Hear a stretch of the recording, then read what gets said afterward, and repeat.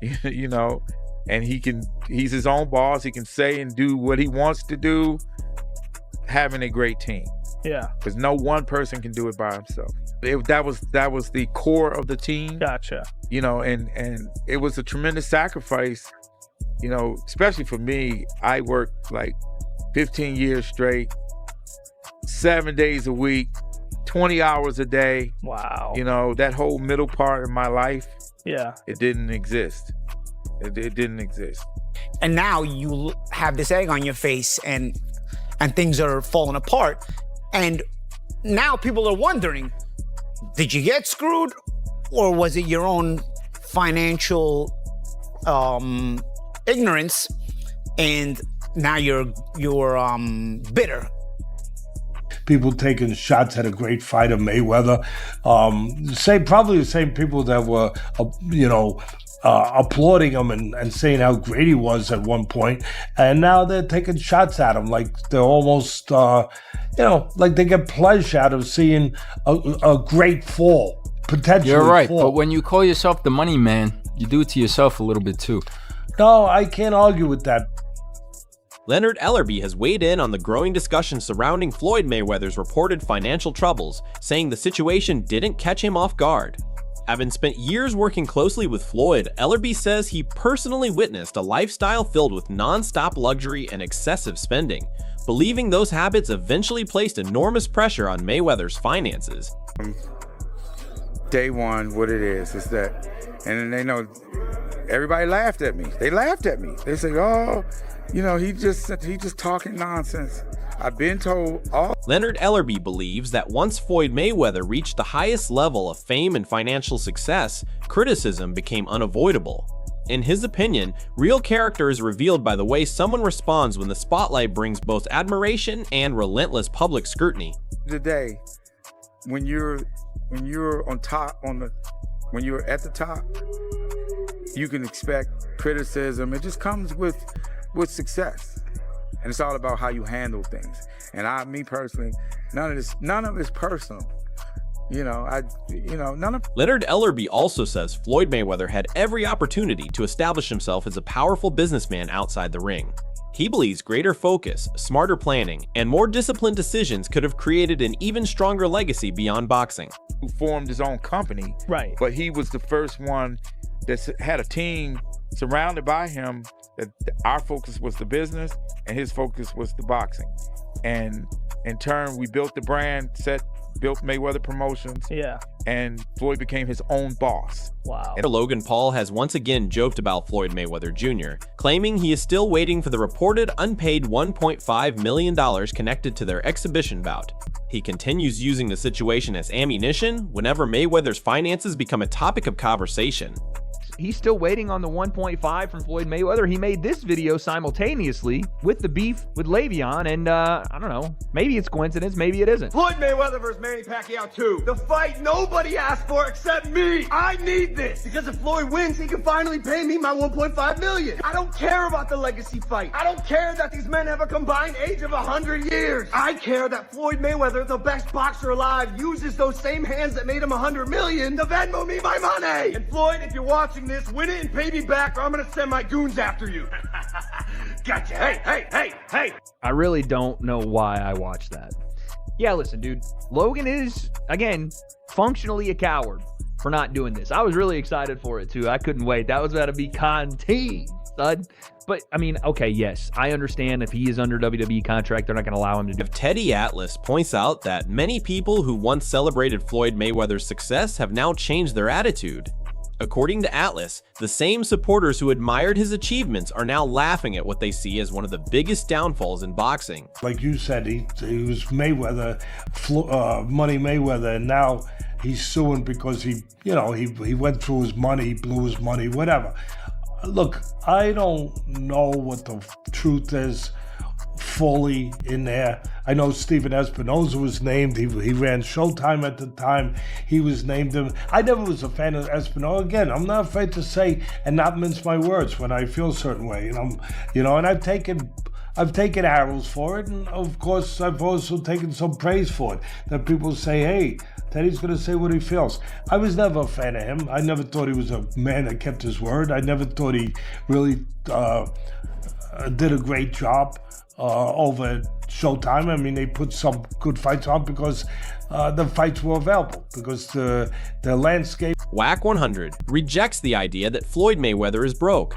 He argues that Floyd remains wealthy where it truly matters, saying he enjoys peace of mind, ignores rumors, and refuses to let public opinion define his life or accomplishments. Right now, What's that? his peace of mind. When I send him things, like I send you things when it's pertaining to you, when he gets the time, he'll call me and he say, "Hey, Wack, what's that?" And I tell him, he said, that's nonsense. He said, well, as long as they trying to figure me out, they not gonna be able to figure out what they need to do. And he continues to move. I will say this without saying too much, that I've seen him pass on some big deals based upon the business he already has on the table. But again, I've been to his home, I talked to him regular. Paulie Mullen Aggie believes Floyd Mayweather's finances would not face such intense public scrutiny if he had remained more private about his wealth. He says years of displaying luxury cars, expensive purchases, and lavish living encouraged people to question every detail of his financial situation. Floyd was making, right? And Floyd himself was flaunting himself like he was the guy who was making that kind of money. And for all intents and purposes, I assume he was. Everybody assumed he was, and it seemed like he thought he was, because he wasn't complaining, he was showing off, you know? This is why, as I get older, I feel like, and everybody always tells you this when you're young, like, keep your finances private, you know, and this is why I think this is a big reason why. First and foremost, you notice that if you don't keep your finances private, everybody and their mothers ask you for money constantly. And they don't ask you for... That happens either way. And they don't ask you, well, people assume you have money, but if you flaunt it, you definitely, they confirm you have money. And they don't ask you for money like you need to buy the Rolex or the Lamborghini. They'll guilt you into it. They need their mother's dying in the hospital. They need to pay for a funeral. Their kid is sick. Like, they guilt you into it, and you almost feel bad not. A boxing analyst examines the claims surrounding Floyd Mayweather's reported financial decline, noting that the former champion spent years showcasing incredible wealth. Throughout his career, Floyd worked alongside major figures such as Steven Espinosa and Showtime. Now, however, he has filed a $340 million lawsuit, alleging significant earnings were never properly paid. Although longtime advisor Al Heyman is not listed as a defendant in the case, the legal issues surrounding Mayweather continue to grow. The analyst also argues that Floyd's extravagant way of living may have contributed to the problems, pointing to his collection of luxury vehicles, expensive jewelry, and ownership of a private jet. We are going to go through in this video. Now, I've been covering boxing for double-digit years. Allow me to take you through it. A simple Google search shows Floyd Mayweather. You type in his name, you're going to see some fight photos and whatnot. But the top stories, and there's multiple stories, and we're going to take a look at some of them.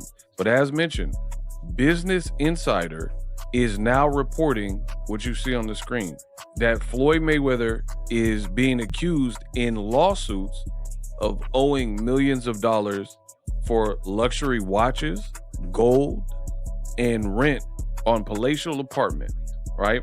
The bullet points. Floyd was sued for allegedly failing to pay rent on a luxurious duplex. According to the analyst, mounting expenses eventually became impossible to ignore. Luxury residences, costly rental properties, and unpaid financial obligations reportedly led to multiple legal disputes.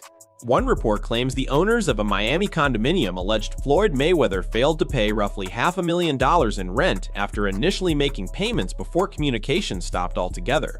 The analyst says this reflects a larger pattern of excessive spending, weak financial oversight, and depending too heavily on others to manage important money decisions. He concludes that fame and enormous earnings alone cannot guarantee lasting financial security, warning that even elite athletes can face bankruptcy without careful financial planning. Some represents the $500K, $500,000 in arrears plus late fees minus a deposit that Mayweather paid at the start of the lease and the $100,000 catch-up payment. So they deducted what he did submit when he was made aware of this, the $100K, and I guess a deposit, so the remaining balance is that. An attorney for Mayweather did not provide a comment by deadline. He has not responded to the lawsuit in court. In a separate legal matter, so we've already went over one with this luxury condo in Manhattan, right? But a separate legal matter, a Miami jeweler sued Floyd Mayweather last month, alleging the boxer owes more than $1 million for jewelry that he took. Paulie Malian AG says it's difficult to imagine someone with Floyd Mayweather's earning power allowing huge sums of money to disappear without realizing it. He compares ordinary luxury purchases like Ferraris or expensive jewelry to the enormous amounts Mayweather earned throughout his career. While everyday wealthy individuals may not notice smaller expenses, AG believes the scale of Floyd's finances required far more careful supervision. Chris Algery adds that during Mayweather's peak years, failing to properly account for the income from even a single fight could result in major financial losses. Repeated mistakes across multiple events, he says, can eventually snowball into massive problems. Guys who have a lot of money, okay? For me, I could go into a jewelry store, spend 20,000 at the time, like nothing. Like, you know what? I didn't plan on going there. I bought a Ferrari. I went to with my friend to go check out a Ferrari he was gonna buy. I went there and I'm like, I got this in my account. I could buy this right now. You know, like that. You know, and I'm not saying that's smart. What I'm saying is, your accountant must have loved you. yeah, really. But what I'm saying is, I got good money for that when I sold it. I'm listen. The used car market came back at the time. But anyway, what I'm saying is, it could go like that, okay? That kind of money. But bro, 340 million? That's not Ferrari, but that's a lot of Ferraris, a lot of houses. But Floyd had a lot of Ferraris, and that's the thing about Floyd. Like, yes, is that way too much money? Yes, that's a crazy. An entire fight person, more than one fight, multiple fight at the height of your career. $340 million. There's nights where you didn't make that much money in a night. But we heard about stuff like this with Mike Tyson back in the day. Yeah. Big money losses, people taking advantage of him. A number of different things. Now, all that being said and done, 10 years is the point. That is the major point of all of this. Because when you look about this now, 10 years, where does this come from? It makes me think that someone's gotten in his ear. And maybe, where does this come from out of nowhere? Is he going through the books now, 10 years later? No, of course not. Someone else is. Someone else is probably telling him, hey man, you know, this is like this, so like that. So you think it did happen? I don't know. I think someone, regardless of whether it happened or it didn't, that's what I'm wondering. Unless it's coming out of nowhere, unless he literally is just getting because he's losing his mind because there's a lot of rumors about him losing money, right?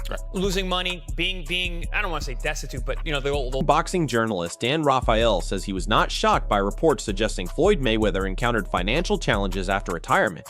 In Raphael's opinion, anyone who closely followed Mayweather throughout his career could have anticipated such concerns because of the way he openly displayed his wealth. From private aircraft and luxury automobiles to lavish vacations and non-stop high-end spending, Floyd built an image centered around extraordinary luxury. Raphael says those purchases were regularly showcased through interviews, videos, and social media, giving fans a front-row seat to his expensive lifestyle.